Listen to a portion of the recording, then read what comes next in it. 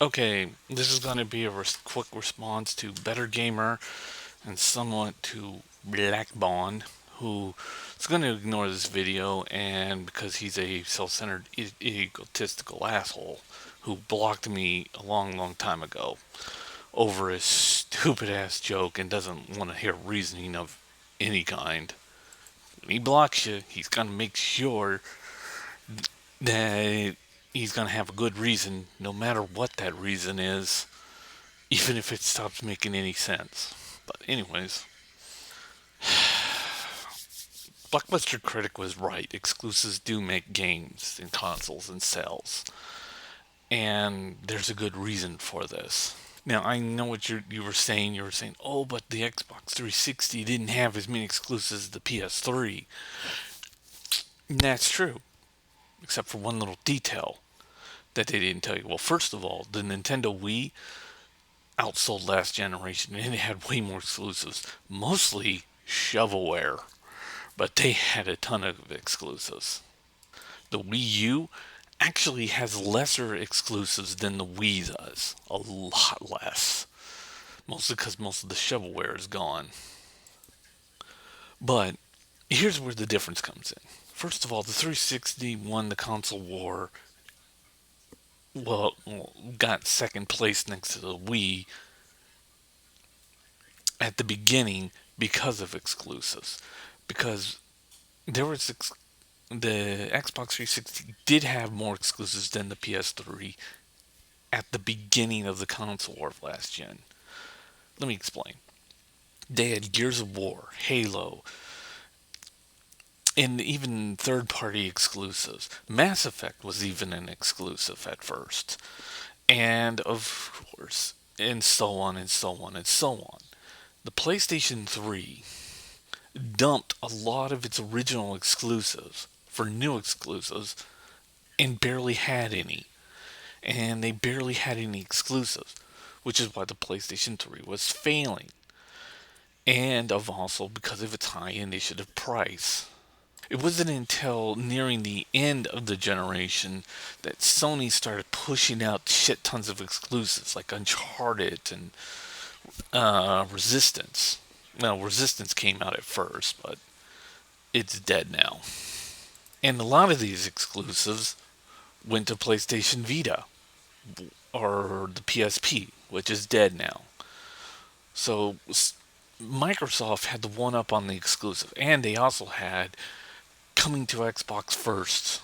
Like Call of Duty and all of its DLC came to Xbox first. Now it's coming to PlayStation 4 first.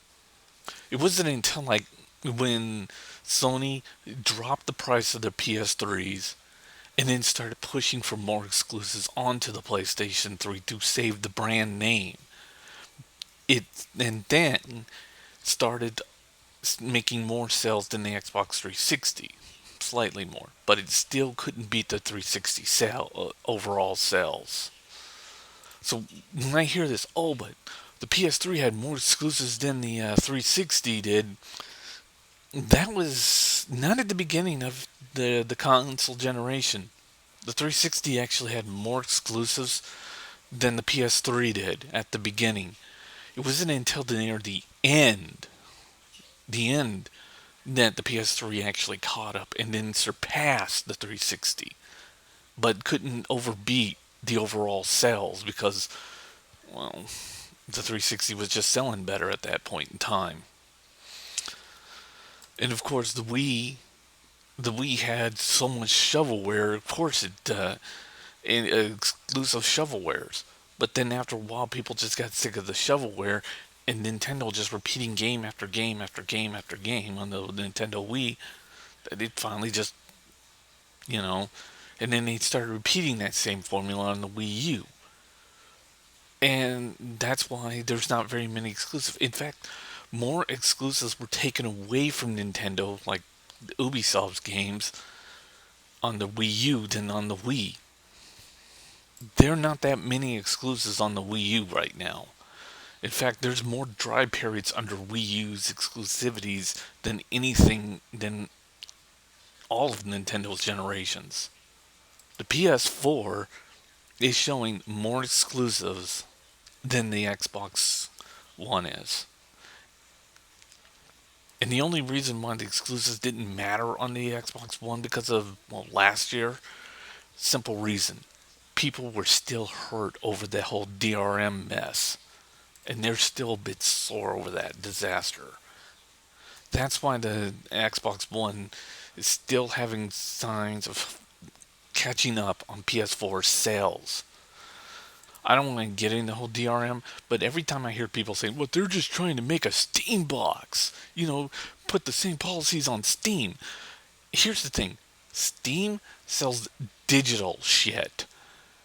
All that shit is on digital fronts and all those rules. And it's the same rules that apply to even the 360, the Wii U, the 360, the Wii U, the PS3, and the PS4. When you digitally download games, you have all the same rules that apply there. None of those rules apply to physical copies, to the physical disc. I don't know how many times I have to explain it to you, dimwits, but digital and physical are two separate fucking forms of selling. Physical is slowly dying and being replaced by digital. And digital will have all those Steam rules that you want and all that family sharing. But for some reason, you guys can't separate the physical copy from the digital copy. You see them both exactly the same way, while everybody else knows they're two different forms of marketing. They are two separate forms of fucking modern marketing, and they have no similarities whatsoever. You are, not to, this isn't to BetterGamer, this is just to everybody else in general who doesn't see this. You're all fucking idiots for not seeing that. It's just that now these companies are beginning to realize if they don't put their digital games and cut prices you know, like they do on Steam, they're going to end up with problems. They're already doing this on the PlayStation 4 and the Xbox One, well, on Xbox Live and PlayStation Plus, and even on the Wii U. There are discounts galore showing up on all three of these services. They are not in the same marketing area because discounts on physical media are dependent by the provider, like GameStop, Walmart, Best Buy, and whatever, or if those stores are still around, even Amazon. And none of the other companies have controls over those markets. But the digital markets, they have complete dominance and complete control. And Microsoft was trying to put a control statue on the physical market and didn't realize it's a media they shouldn't have done. It is a physical product. It's a physical product you can hold in your fucking hands, and I don't want it to be a rental. If I wanted to be a rental, I would go to a rental store and rent it. But the marketing for physical and the marketing for digital are two separate entities. Microsoft tried to blur the line and then got a lot of their dumbass fans to actually believe this till this day, and they still think they're the same fucking market. They are not anywhere close to the same market.